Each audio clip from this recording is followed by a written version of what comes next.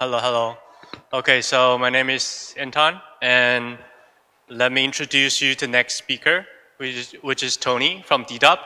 And yeah, DDUB was here last year, and this year they came back again to give us another talk about security. If you haven't heard of DDUB, you should look it up right now because they're like one of the top-notch audit firm and lots of good independent security research. So yeah, he's gonna talk about how to predict the impact of EVM upgrades. Let's give him applause. Woo!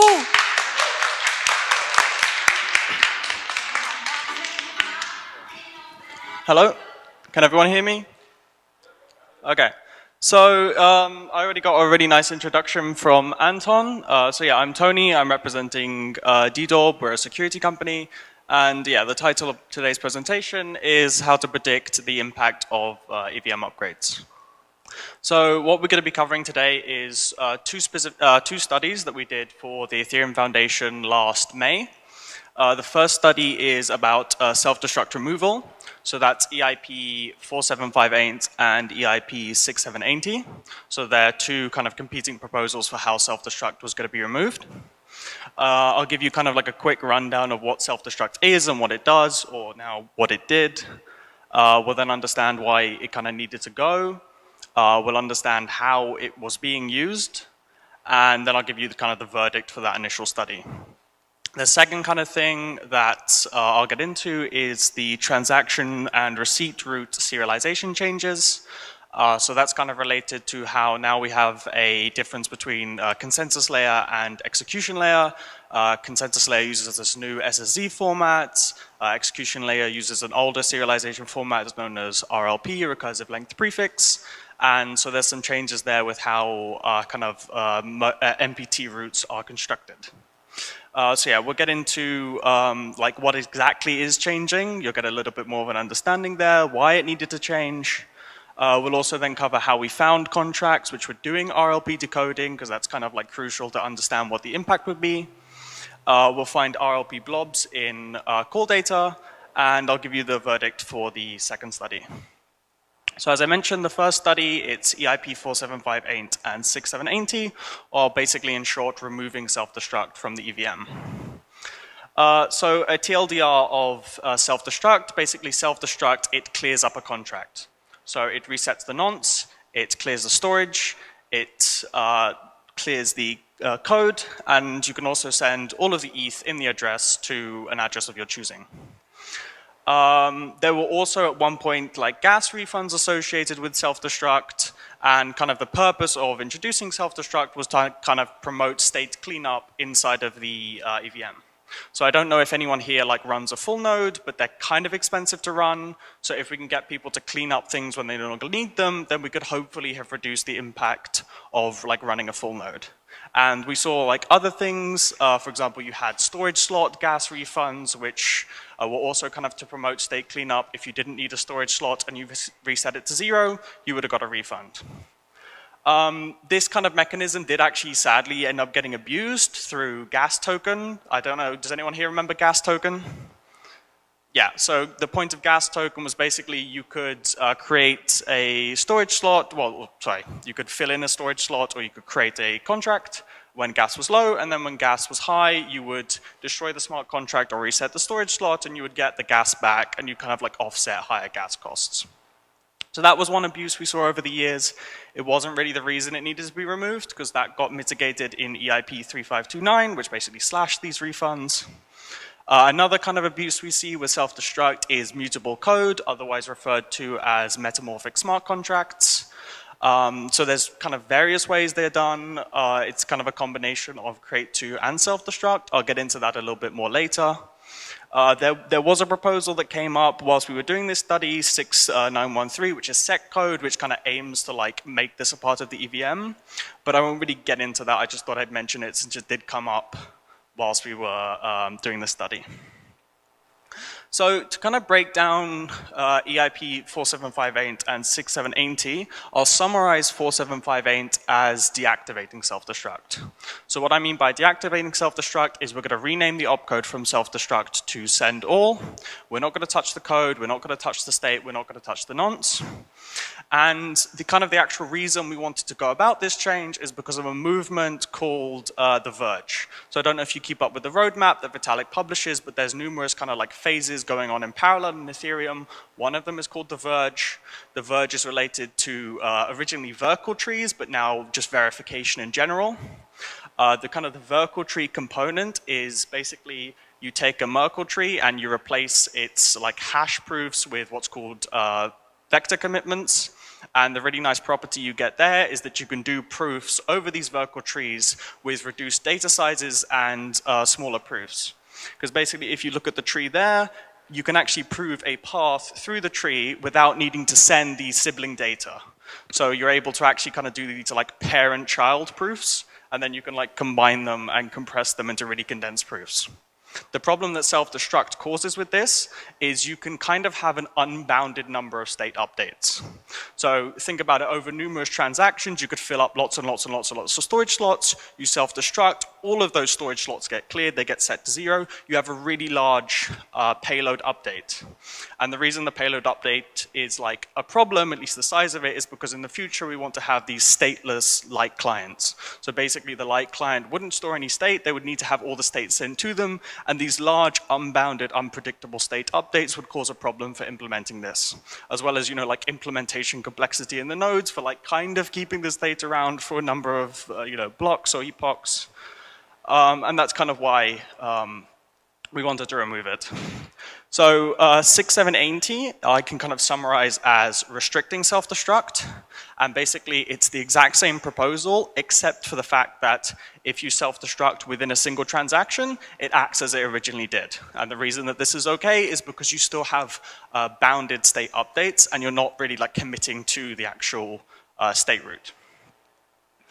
The reason this was proposed is because some people were kind of using this pattern, it doesn't have the same negative consequences, and we needed to evaluate like if this was actually better than 4758. So the way we went about doing this study, there's this like really nice tracing interface that's provided by Geth, or we use Aragon internally because it's like a bit more performant. But basically you can hook into the EVM during its execution. The things that we care about here are capture start and capture end, as well as capture enter and capture exit. These basically are what's triggered whenever you have a call frame. There used to be capture self-destruct. I don't remember if that was an Aragon specific thing. But now self-destructs are actually kind of like modeled using call frames, which is kind of interesting since they don't actually initiate call frames, so they're like pseudo call frames in terms of tracing during the execution. And I'll like touch on that a little bit more later. So yeah, we recorded all contract creations and self-destructs. We specifically looked at ranges 50 million to 17.23 million for our study, since that was like the most recent data. We cared about what people were actually like actively doing. And we saw like 9.5 million creations, split into 1 million crates, 8.5 million crate 2s, as well as like 420,000 self-destructs. So the first thing that we saw was metamorphic smart contracts, so mutable code on chain. So most people are kind of under the assumption that smart contract code is immutable, and it's kind of not. So yeah, the reason that this works is because using create2 or even create, you're able to kind of manipulate. I'll show you the patterns a little bit later, but to give you kind of some numbers about this, during like, I think we saw 170,000-ish redeploys. We saw one contract, if you look at the table on the, which is left for you guys, we saw one contract that was redeployed to the same address 848 times. We saw one contract that was redeployed with 33 different bytecodes. And the main kind of use case we saw for this was MEV bots. So if you have an MEV bot on chain, you've built up lots of balances, allowances, permits, etc. on chain. It's very kind of, expensive to transition all of that state to a new address. Maybe some of it you can't transition. So if you can upgrade your MEV bot in place because you've made it more efficient, you've had a new strategy, it makes your life like a lot easier.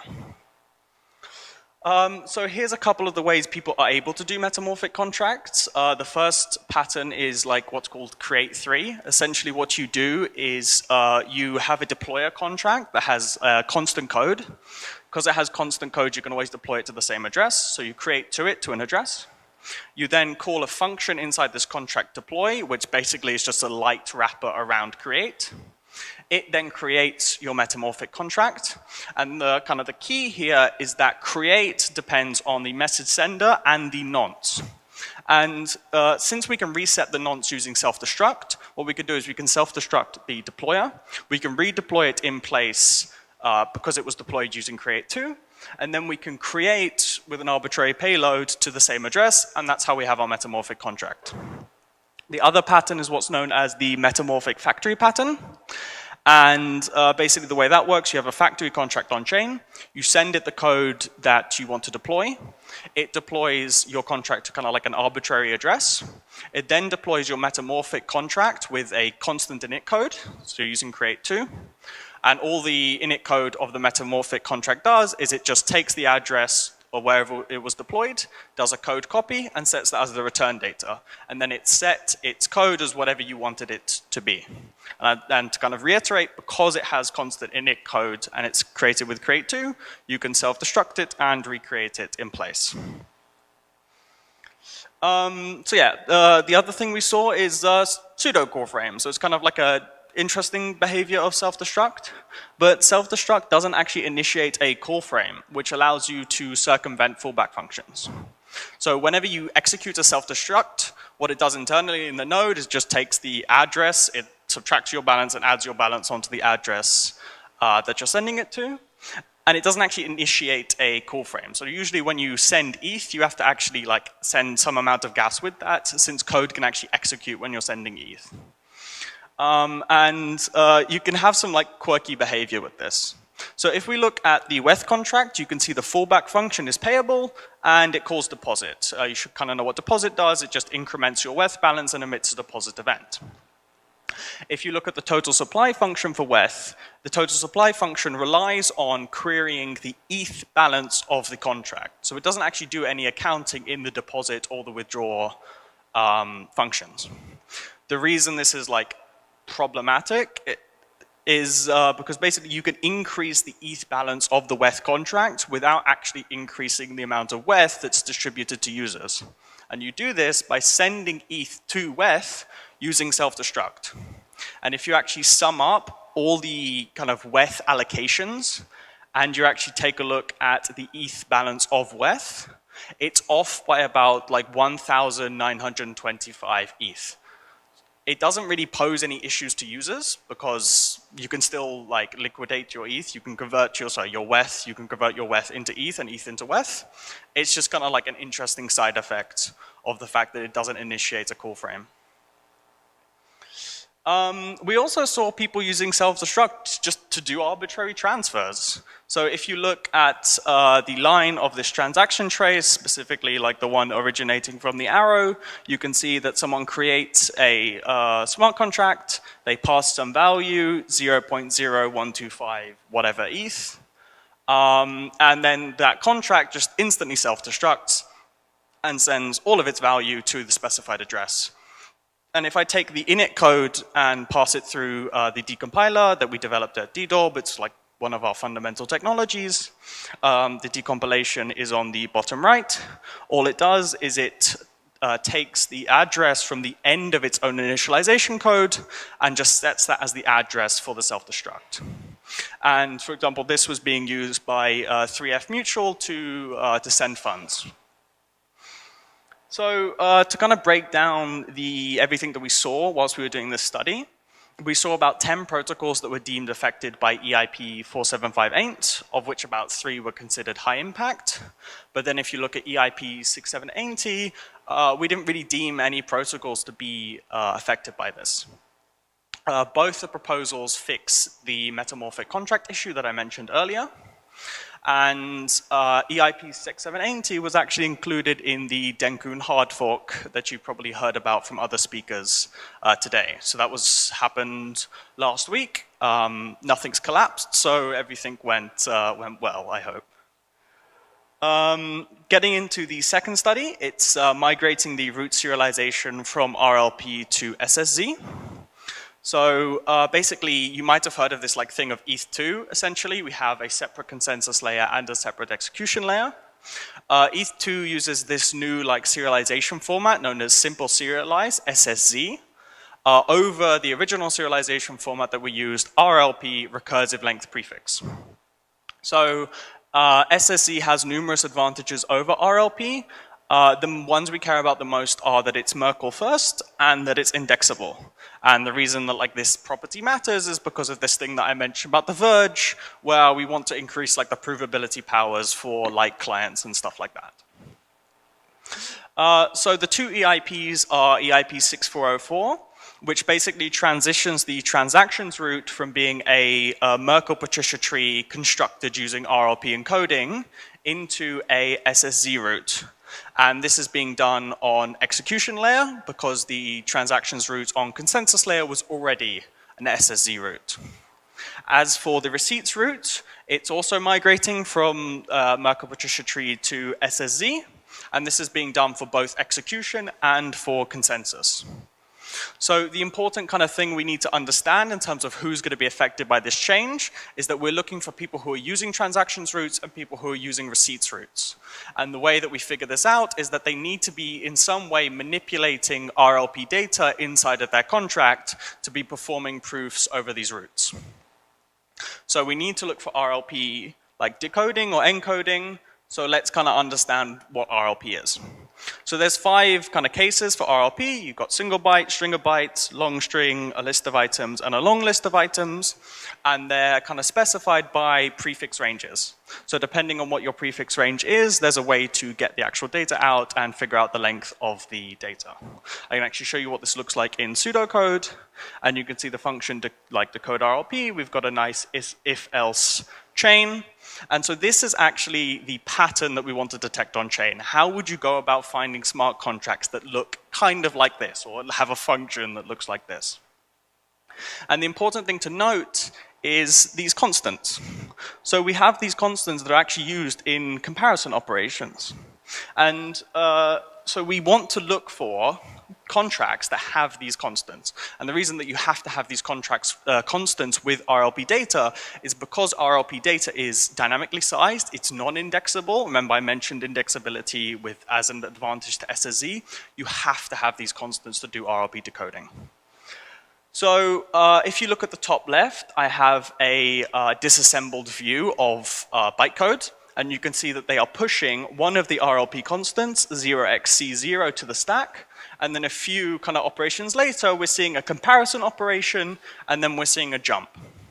So if you just naively look over like the bytecode and you look for contracts that have the necessary RLP constants, you get about 25,000 bytecode results. So that maps to even more contracts. It's pretty infeasible to go through 25,000 in a 2-week study. So we needed to be a bit more clever. Now you could say, well really we care about these RLP constants being used in comparison operations. And we can see that there is a comparison operation, 2 operations later.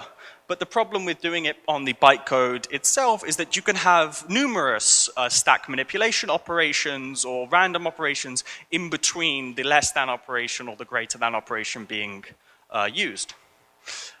So really what we need to do is we need to lift this. I already kind of mentioned we have a decompiler, and that's actually what we see in the middle kind of like code block. So that's the decompiled version of this, and if you see the line of code that originates from the arrow, we can just see less than variable RLP constant, so the 0xC0. And so we can see straight away that, okay, it is actually being used in a comparison operation. So we index all the code on chain, we've decompiled it all, we have it all in our database, and we can run this really nice like SQL query over it, where basically we just look for a variable being assigned to the result of one variable being compared with an RLP constant. The actual query is like a horrible regex that you can look at the end of the slides. I'll link it. But you need to account for example, plus and minus 1 to account for the difference between greater than or equal to, and, whoops, go back there. And yeah, so when you run that query over the data, you go from 26,000 to 556. So it's an order of magnitude less. It's actually kind of doable within 2 weeks. We wanted to take it a step further and be a little bit more precise, and we ran something known as a data flow analysis. And so what the data flow analysis does is basically we see, if you look here, the less than operation flows into the green variable. The result of the green variable flows through an is0 operation into the purple variable. And then the purple variable is used as the conditional operation of your jump I. And what this means is that the result of the comparison operation is actually dictating the control flow of the program. And that's what an if statement is. An if statement has a Boolean operation which, determines the control flow of the rest of the program. And when you run a data flow analysis and you combine it with transaction data, you get down to a result set of about under 100 contracts, which is very feasible to actually go through manually in like 2 weeks. So some of our team got started on the manual investigation, and the rest of our team, we kind of wanted to have like a backup method, like a second stab at trying to find contracts doing RLP decoding. And we wanted to try doing it through call data. And so if we're going to look at call data, we need to understand Solidity ABI encoding. So there's a few cases here. You've got fixed size type, dynamic size types, arrays. We don't need to get into any of them too much in detail, except for the dynamic size types, because these roots and these RLP data are going to be passed as bytes objects. So let's see how bytes objects look like in call data. So if I want to encode ABCDEF as bytes, the first thing you do for dynamic data is you prepend the length, padded to 32 bytes. So ABCDEF, it's 6 hex characters, so that's 3 bytes. So we put 3 at the beginning, and then you just slap on the data at the end. And so if you recall, we are trying to detect RLP data, recursive length prefix data. And we have a length field from the ABI, and RLP has a length field. So is there any way that we can kind of use the synchronicity of these length fields to detect RLP data? And the answer is yes. So if we look at X, that is the first word, that is 217, and then Y is the beginning part of an RLP payload. And so we look at F9, that's, we can decode, we subtract F7 to get 2. So it's a long list. So 2 is what's known as the length field, and that is the 214 in blue, because that's 2 bytes. So we know, so the RLP data is telling us from that point onwards, the length of this payload is 214 bytes. So if we add on the length of the payload, the length of the length field, and the length of the prefix, we have 214 plus 2 plus 1 is equal to 217. So these two lengths match up, and therefore we can say kind of with some certainty that this is in fact RLP data, because the chance of this happening with any 2 words inside the call data at random is extremely low. So using these 2 approaches, we were able to kind of get a data set of contracts and of transactions. We started filtering through them in about a week and a half, and we came up with kind of a list of who we thought was affected. And kind of to summarize what we found that most bridge applications on Ethereum weren't actually affected. And this was because, in fact, the people doing RLP proofs over Ethereum blocks would actually be on other chains as opposed to on Ethereum itself. With regards to Ethereum, there were actually 3 bridges which were affected. That was layer 0, ZK bridge, which builds on layer 0 as far as I'm aware, but feel free to correct me, and telepathy. We also noticed that EIP 6466, the receipts root change, actually had a larger impact than the transactions root change. We didn't really see many people doing transaction root proofs on Ethereum blocks inside of Ethereum itself. And so that's kind of all I've got time for today. If you scan this QR code, you can get a link to my slides. You'll also get a page with some resources about, there's some stuff on The Verge, there's some stuff on RLP serialization, as well as links to our studies and to the EIPs. I don't know how I'm doing on time. I don't have time for questions.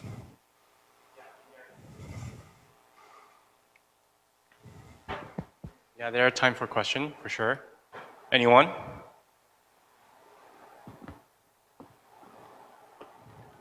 If no, I can ask a question. Okay, go ahead. So yeah, you said you kind of filtered down to 100-ish contracts after you're applying the I forgot which technique. Data flow analysis. Okay, so like, did you guys check what was filtered out? Like, what are those contracts doing? Because they also had the constants, right?